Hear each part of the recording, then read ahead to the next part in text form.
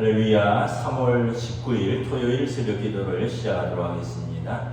사도신경으로 우리 신앙을 고백하시겠습니다. 나는 전능하신 아버지 하나님 천지의 창조주를 믿습니다.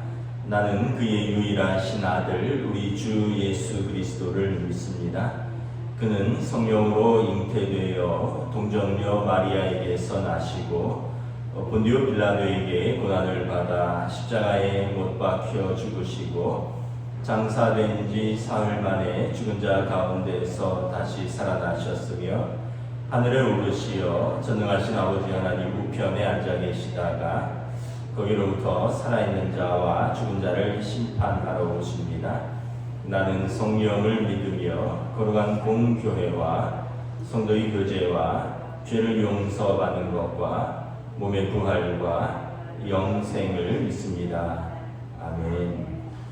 찬송가 620장 찬양하시겠습니다.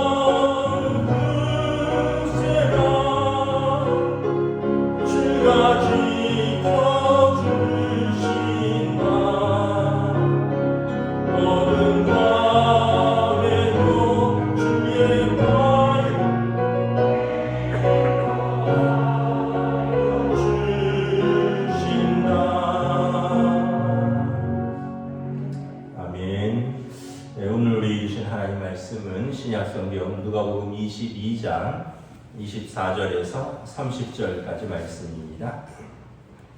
누가복음 22장 24절에서 30절까지 말씀입니다.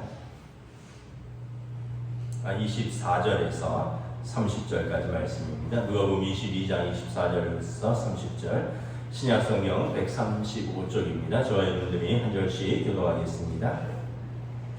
또 그들 사이에 그중 누가 크냐 하는 다툼이 난지라. 예수께서 이르시되 이방인의 임금들은 그들을 주관하며 그 집권자들은 은인이라 칭함을 받으나 너희는 그렇지 않을지니 너희 중에 큰 자는 젊은 자와 같고 다스리는 자는 섬기는 자와 같을지니라. 앉아서 먹는 자가 크냐 섬기는 자가 크냐, 앉아서 먹는 자가 아니냐. 그러나 나는 섬기는 자로 너희 중에 있노라. 너희는 나의 모든 시험 중에 항상 나와 함께한 자들인즉 내 아버지께서도 나라를 내게 맡기신 것 같이 나도 너희에게 맡겨 함께 있습니다. 너희로 내 나라에 있어 내 상에서 먹고 마시며 또는 보좌에 앉아 이스라엘 12지파를 다스리게 하려 하노라. 아멘. 할렐루야. 토요 새벽 기도에 나오신 여러분들을 주님의 이름으로 환영하고 축복합니다. 우리 이 아침에 한번 서로 인사하겠습니다. 한 주간 평안하셨습니까?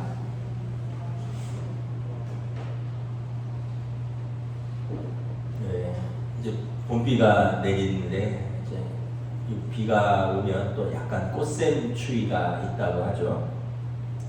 막바지 이제 추위 같은데 또 환절기에 감기 조심하시기 바랍니다. 요즘 코로나도 절정인데 60만 명 뭐 이런 이야기가 나오니까 제가 이렇게 한번 계산을 해보니까 하루에 한 50만 명 잡고 이틀이면 100만 명이잖아요. 20일이면은 1000만 명. 그럼 한 달이면은 한 1500만 명. 이러면은 기존에 걸렸던 분들 포함해서 그럼 집단 면역이 형성되는 건가? 뭐 이런 생각도 한번 해보았습니다. 요즘 보면 진짜 한 달이 건너면 다 코로나 한 번씩 걸렸거나 아니면 걸림 중이고, 뭐 제가 아는 분은 한 가정은 이제 엄마와 또 딸은 걸려 있고 또 아빠와 첫째는 안 걸리고, 그래서 한 집에서 4명 중에 2명은 걸리고 2명은 안 걸리고, 그래서 뭐 이렇게 좀 안 걸린 사람은 본가로 가서 일주일 있고 걸린 사람은 가정에서 일주일 있고, 이 마치 마지막 때에 두 사람이 밭을 갈다가 한 사람은 들림을 당하고 한 사람은 남겨진 것처럼 막 그런 현상들이 곳곳에 있더라고요. 저는 주중에 이제 치과 가더라고 갔더니 치과도 그냥 사람을 안 받고 신속 항원 검사를 내과에서 받아오래요. 왜냐하면 치과는 입을 벌리니까. 그래서 이제 가서 받았더니 음성이라 나와서 치과에 갈 수 있었는데, 웃기는 건 갈 때마다 한번 음성 확인서를 냈는데도 갈 때마다 자가격리 같은 그런 걸로 해서 매번 거기에서 줄이 이제 음성이라고 나와야지 치료를 받을 수가 있어요. 그러니까 요즘은 참 다른 치료를 받기 전에 먼저 코로나를 검사를 해야 되더라고요. 치과는 또 입을 벌리니까. 그래서 다행인지 모르겠는데 저는 뭐 매번 음성이 나왔는데, 또 어떤 제가 이렇게 보니까 한번 양성 걸려 판정을 받고 이제 자가격리가 해제된 분은 그 문자를 가지고 보여주면 더 이상 어떤 검사를 안 받고 그냥 치료를 받을 수 있더라고요. 또 어떤 면에서 보면 그래서 한번 걸려서 얼른 지나간 사람들이 더 나은 것 같기도 하고, 왜냐하면 아직 안 걸린 분들은 뭐 치료를 받는다거나 뭐 할 때마다 매번 그 검사를 받아야 되는데, 또 한번 걸려서 나은 분들은 그걸 또 면제받기도 하더라고요. 그래서 이게 이게 참 안 걸려도 번거롭고 걸리면 또 걱정이고 나으면 다행이고 참 복잡하고 어려운 시대에 살고 있습니다. 하여간 어르신들은 건강을 좀 잘 챙기셔서 이 마지막 고비를 잘 넘으셔야 할 것 같습니다. 오늘 누가복음 22장에 보면 누가 더 크냐라는 논쟁을 하고 있습니다. 그들 사이에 그중 누가 크냐 하는 다툼이 난지라. 이런 논쟁이 있었다는 것은 제자들이 예수님을 따르는 목적이 예수님을 통해서 출세를 하려고 하는 그런 야심으로 주님을 따랐다라는 그것을 우리가 알 수 있죠. 또 아마 제자들의 관심사항은 주님의 때가 이르면 누가 주님의 오른편 왼편에 앉을 것인가에 굉장한 관심이 있었을 것입니다. 아마 예루살렘에 오르실 때 인자의 때가 이르렀다 예수님 말씀하시니까 제자들은 예수님께서 이제 로마를 물리치고 헤롯 왕을 쫓아내고 왕권을 잡으실 것이 아닌가 이렇게 생각을 하셨던 것 같습니다. 그래서 누가 더 크냐 이런 것으로 예수님 앞에서 논쟁을 벌였다는 거죠. 심지어 세베대의 두 아들인 야고보와 요한의 어머니가 요즘 말로 하면 엄마 찬스를 써서 예수님께 청탁을 하죠. 당신의 나라에서 내 두 아들을 당신의 왼편과 오른편에 앉혀주십시오. 예수님께서 너희가 나와 함께 내 잔을 마실 수 있겠느냐? 무슨 말인지 모르니까 마실 수 있겠습니다. 근데 사실은 십자가의 잔인 것이죠. 십자가의 잔. 그러고 보면 야고보와 요한, 세베대의 어머니의 장남이 야고보고 또 요한이 처남인 것 같은데 그 장남이 제일 먼저 예수님의 십자가의 잔을 받았습니다. 사도행전에 보면 야고보 사도는 헤롯에 의해서 칼로 제일 먼저 순교를 당했습니다. 만약 이런 걸 알았다면 예수님에게 찾아와서 어머니가 내 두 아들을 당신의 왼편과 오른편에 앉혀주십시오라고 말하지 않았을 것 같은데 이때는 잘 몰랐다는 거죠.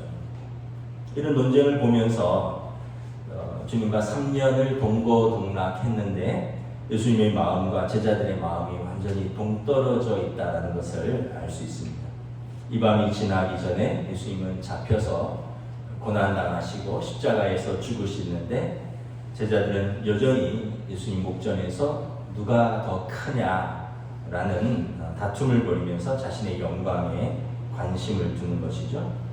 이에 예수님께서 이렇게 대답하십니다. 25절부터 27절 우리 함께 공동하도록 하겠습니다.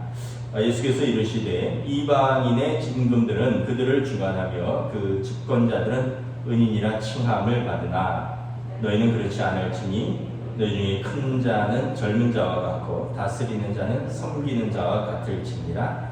앉아서 먹는 자가 크냐 섬기는 자가 크냐 앉아서 먹는 자가 아니냐 그러나 나는 섬기는 자로 너희 중에 있노라. 이방인의 임금들 예수님의 제자들이 아니라 세상 집권자들 세상 권세자들은 임의로 주관한다는 것입니다. 힘 있는 사람이 권세 있는 사람이 돈 많은 사람이 나이 많은 사람이 임의로 주관한다는 것입니다. 그리고도 그러면서 자기들이 베푸는 작은 은혜를 사람들에게 은혜를 베풀면서 그들을 사람들이 집권자들을 은인이라 부른다는 거죠. 그 사람들 밑에서 이제 어떻게 보면 다스림을 받는 것 이것을 마땅하게 여기고 다스린 자는 다스리는 것을 마땅하게 여긴다는 것입니다. 그러면서 그들을 은인이라 칭함을 받으나 너희는 그렇지 않을지니 제자들은 그렇지 않아야 된다는 거죠. 성도들은 그렇지 않아야 된다는 것입니다. 너희 중에 큰 자는 젊은 자와 같고 어린 자와 같다는 이야기입니다.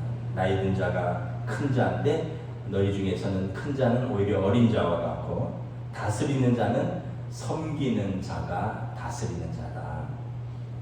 앉아서 먹는 자가 크냐 섬기는 자가 크냐. 여러분 앉아서 대접받는 자가 크죠. 섬기는 사람은 서빙한다 그러잖아요. 섬긴다. 그런데 예수님께서 나는 섬기는 자로 너희 중에 있노라. 그래서 예수님께서 요한복음에 보면 그 말씀을 하시고 일어나서 이제 수건을 겉옷을 벗고 수건을 허리에 동이시고 제자들의 발을 닦아주시죠. 우리가 다시 한번 신앙생활을 하면서 우리는 어떤 자로 세상에 존재하는가를 다시 한번 생각해 봐야 할 것입니다. 예수님께서 우리를 섬기러 오셨다 말씀을 하셨습니다. 여러분, 섬김의 동기가 무엇입니까? 힘이 없고 약해서 누군가를 섬기는 것이 아니라 예수님의 섬김의 동기는 사랑입니다. 사랑.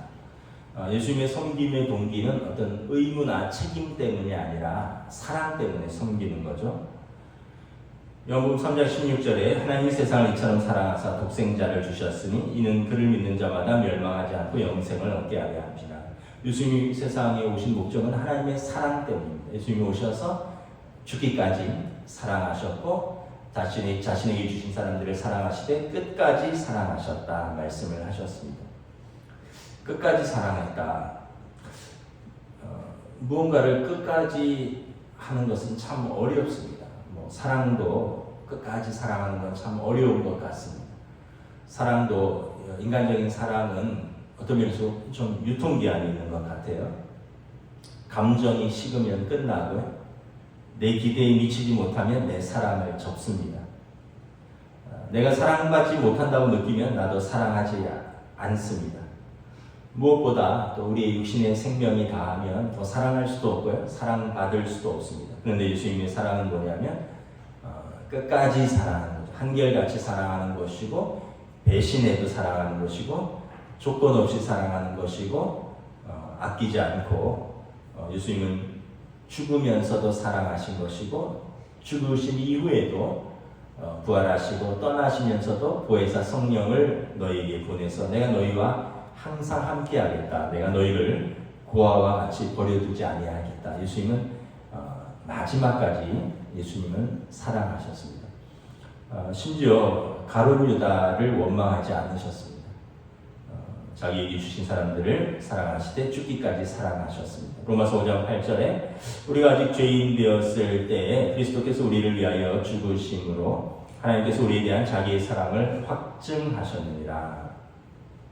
그래서 예수님이 십자가에 죽으심은 우리의 사랑에 대한 확증이다. 여러분, 자신을 내어서 우리를 사랑하셨다라는 것입니다.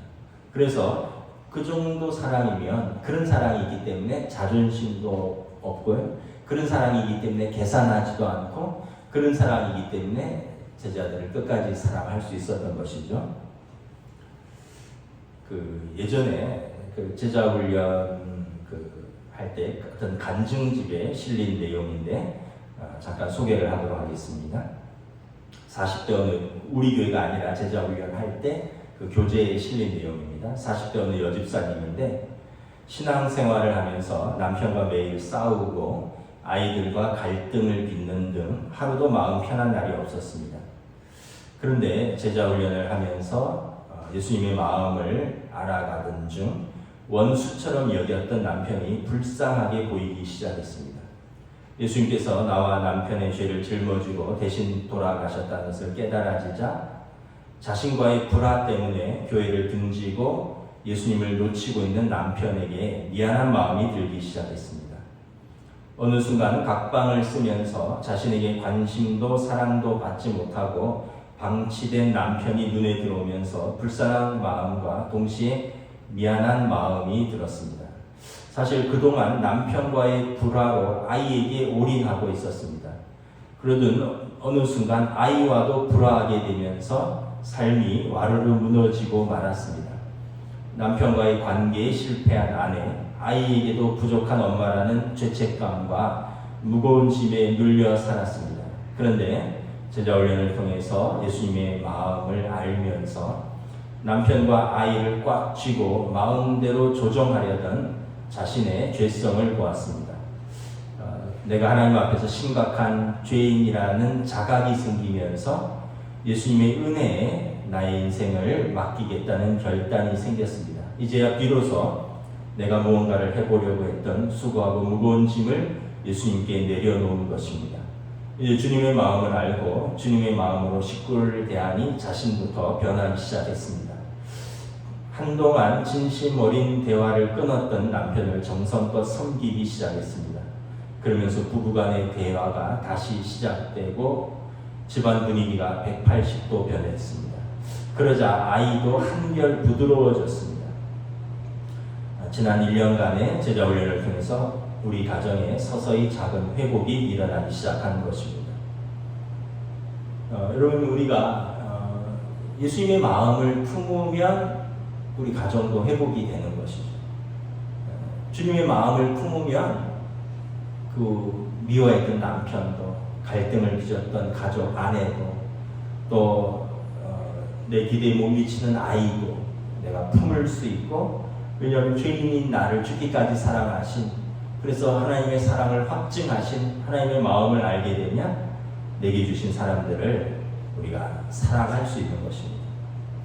그래서 여러분, 예수님의 섬김의 동기는 사랑입니다. 우리가 예수님의 사랑을 받은 그 하나님의 자녀들인 것이죠. 우리 인간들 사랑에도, 하나님의 사랑에는 턱없이 못 미치지만, 그래도 우리가 주님의 사랑을 조금 깨닫고 또 연습하는 사람이 있습니다. 부모의 사랑이라고 저는 생각을 합니다. 물론 이제 부모들도 가끔 속상할 때는 있습니다. 내가 너 때문에 얼마나 수고했고 희생하는지 아느냐. 그러나 사실 이 말은 부모의 진심은 아닙니다. 수고하고 희생하는 것은 마땅한 것이고 당연한 것입니다. 부모는 사랑하기 때문에 대가 없이 희생하는 것이고, 낳았기 때문에 끝까지 책임지는 것입니다. 한순간 섭섭할 수도 있지만 사랑하기 아낌없이 주면서도 아까워하지 않는 것입니다. 그리고 수고하면서 수고를 수고라 여기지 않고 기쁨으로 여기는 것이 부모의 자녀에 대한 사랑인 것이죠.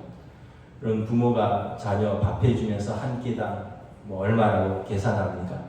빨래 해주면서 한 벌당 얼마로 계산합니까? 자녀 재워주면서 1박당 얼마라고 계산합니까? 용돈 주면서 나중에 이거 너네 적금처럼 너한테 투자하는 거니까 나중에 이자 쳐서 갚으라고 말하는 부모 있습니까? 마태복음 7장에 예수님께서 말씀하셨습니다. 너희 중에 누가 아들이 떡을 달라 하는데 돌을 주며 생선을 달라 하는데 뱀을 줄 사람이 있겠느냐? 너희가 악한 자라도 좋은 것으로 자식에게 줄 줄 알거든 하물며 하늘에 계신 너희 아버지께서 구하는 자에게 좋은 것으로 주시지 않겠느냐? 여러분, 악한 자도 자기 자식은 아낀다는 것입니다. 근데 하늘 아버지께서 우리를 얼마나 아끼시겠느냐 말씀하는 것입니다. 여러분, 부모의 사랑이 이런데 하나님 아버지의 우리에 대한 사랑이 어떠하겠습니까? 저희 집을 이렇게 올라가다 보면 3층 계단에 저희 건이가 운동하는 운동기구가 있어요.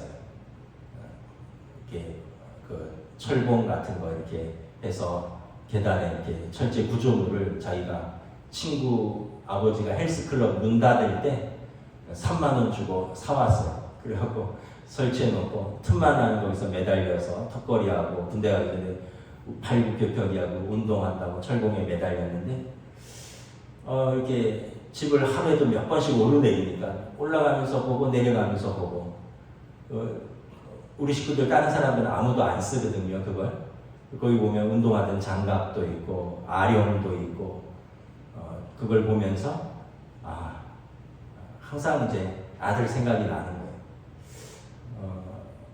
거예요. 35사단인가 원주에 이제 정보통신병으로 해서 이제 자대 배치를 받고 다음 주에 이동한다 그러는데 저랑은 통화하면서 그런 얘기를 안 했는데 엄마랑은 통화하면서 그런 이야기를 했다 그러더라고요. 엄마 외로워요.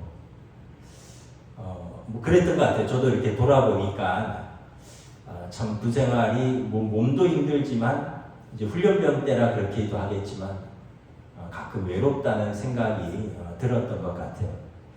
근데 지금 생각해도 그때 내가 외로워요 말할 수 있는 사람이 누가 있을까? 부모밖에 없죠. 물론 여자친구가 있다면 여자친구한테 하겠지만 여자친구가 없다면 사실은 형제도 그거를 다 못 알아줘요. 근데 이제 부모에게는 그렇게 말을 할 수 있는 거죠. 또 그렇게 말을 들으면 또 부모는 또 마음이 울컥하고 또 기도할 수 있는 것이고.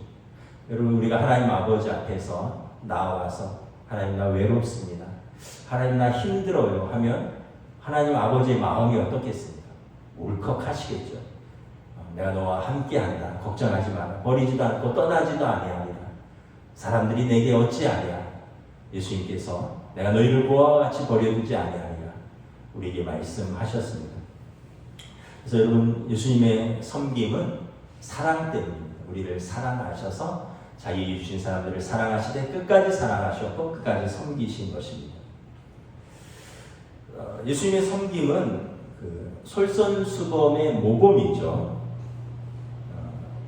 요한복음에 보면 예수님께서 저녁 잡수시던 자리에서 일어나 겉옷을 벗고 수건을 가져다가 허리에 두르시고 제자들의 발을 닦아주십니다. 그러면서 내가 너희에게 행한 것 같이 너희도 행하게 하려 하여 본을 보여주었노라. 내가 주와 선생이 되어 너희에게 본을 보여주어 이렇게 섬기니 너희도 그와 같이 하라. 이것이 마땅하니라 말씀하셨습니다. 그래서 여러분 우리가 진짜 지도자는 군림하는 자가 아니라 섬기는 자다라는 것입니다. 27절에 보면 여러분 앉아서 먹는 자가 크냐 섬기는 자가 크냐 앉아서 먹는 자가 아니냐 그러나 나는 섬기는 자로 너희 중에 있노라. 제가 이 말씀을 이렇게 묵상하면서 그렇구나. 저는 그러지 않는데 이렇게 집에서 보면 여러분들도 마찬가지예요. 엄마들이 밥을 제일 늦게 먹습니다. 왜냐하면 다 차려놓고 반찬 차려놓고 아빠 밥 놔주고 애들 밥 놔주고 그러고 나서 자기 거 이렇게 가져오면 우리는 밥을 한 절반 정도 먹었어요. 계속 왔다 갔다 하면서 뭐 놔주고 뭐 챙겨주고 끓이고 놔주고 그래서 우리는 뜨거울 때 먹지만 주부는 엄마는 좀 식었을 때 먹죠. 그래서 집사람은 라면을 같이 먹을 때 자기 건 따로 끓여요. 왜냐하면 같이 끓여 놓으면 허적거리니까. 여러분 앉아서 먹는 자가 크죠. 그러나 주님께서 나는 섬기는 자로 너희 중에 왔노라. 그래서 제자들의 발을 이렇게 닦아주셨습니다. 예수님의 섬김은 솔선수범의 섬김이고 겸손의 섬김입니다. 여러분 예수님 시대에 그 발을 닦아주는 것은 종이 하는 것입니다. 그 당시에는 뭐 열악한 그 도로 사정 때문에 신발도 좋지 않았고 그래서 아마 외출을 갔다 오면 발이 먼지투성일 것입니다. 누군가 다른 사람의 더러운 발을 씻어주는 것은 이것은 종들이 하는 것입니다. 예수님께서 주와 선생이 되어서 제자들의 발을 종이 하는 그 일을 하셨습니다. 기꺼이 발을 닦아주신 것입니다.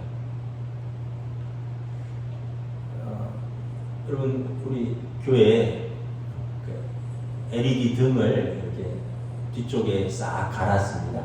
좀 조명이 더 밝아진 거 느끼죠? 전에는 앞에만 갈았는데 뒤에는 이제 이번 주에 이제 지난주에 뒤를 이렇게 다 갈았습니다. 이렇게 하면서 우리가 저도 조금 도왔고 또 우리 장로님들이 이렇게 시간에 오전이 되시는 분은 오전에 오후가 되시는 분은 오후가 또 이러면서 이렇게 했습니다. 근데 여러분 뭐 그거 한다고 해서 우리가 기쁨으로 하는 거죠. 교회가 밝아지고 또 성도들이 더 좋은 환경에서 이렇게 예배를 드릴 수 있고 또 하나님의 교회를 우리가 몸으로 섬기는 것. 아마 다 이런 마음으로 섬기실 것입니다. 토요일 새벽에 의자를 닦고 바닥을 쓸고 마당을 쓸고 뭐 교육관 구석구석을 청소하는 것 여러분 우리가 이렇게 기쁜 마음으로 하는 거죠.